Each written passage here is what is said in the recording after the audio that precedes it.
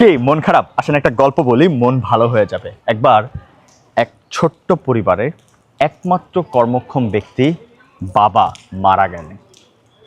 শুধুমাত্র থেকে গেল তার বিধবা স্ত্রী আর একটা কিশোর বয়সের সন্তান। কিভাবে তারা সংসার চালাবে?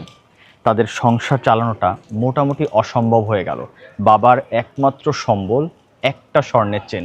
মা অনেক কষ্ট নিয়ে বাবার শেষ স্মৃতিটা বিক্রি করতে চাইল।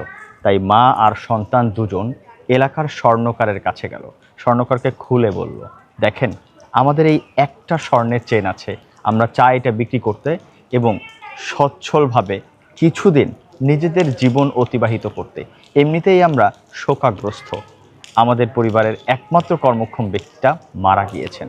স্বর্ণকার ভালো ছিল, পুরো ব্যাপারটা বুঝলো। তাই সে বলল, দেখেন, স্বর্ণের দাম এখন খুব বেশি না, আপনি চাইলে স্বর্ণটা আমার কাছে রেখে যেতে পারেন এবং প্রতিদিন আপনার সন্তানকে পাঠাতে পারেন। যেদিন স্বর্ণের দাম বেশি হবে সেদিন আমি এটা বিক্রি করার ব্যবস্থা করব। মা এবং সন্তান দুজনই রাজি হলো।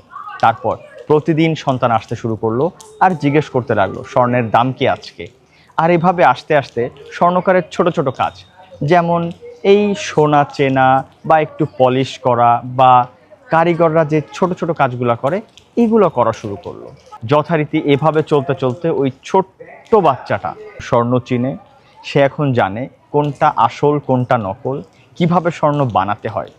ততদিনে স্বর্ণকার, প্রকৃত ভালো মানুষ যে, উনি বলল, দেখো বাবা, স্বর্ণের দাম আজকে বেশ ভালো, তুমি একটা কাজ করো, বিক্রি করে দাও তোমার বাবার রেখে যাওয়া একমাত্র স্বর্ণের চেন।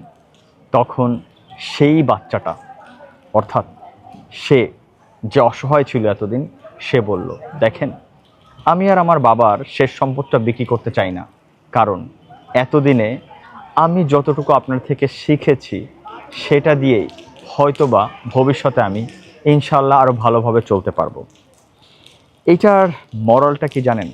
আমাদের জীবনে যে বস্তুগত সম্পদ আছে সেটা চিরস্থায়ী না, কিন্তু আমরা যে স্কিলটা অর্জন করি সেটা যদি একবার আমাদের প্রকৃত দক্ষতায় পরিণত হয়, তখন এই স্কিলটা বিক্রি করেই আমরা আমাদের জীবন পরিচালনা করতে পারি।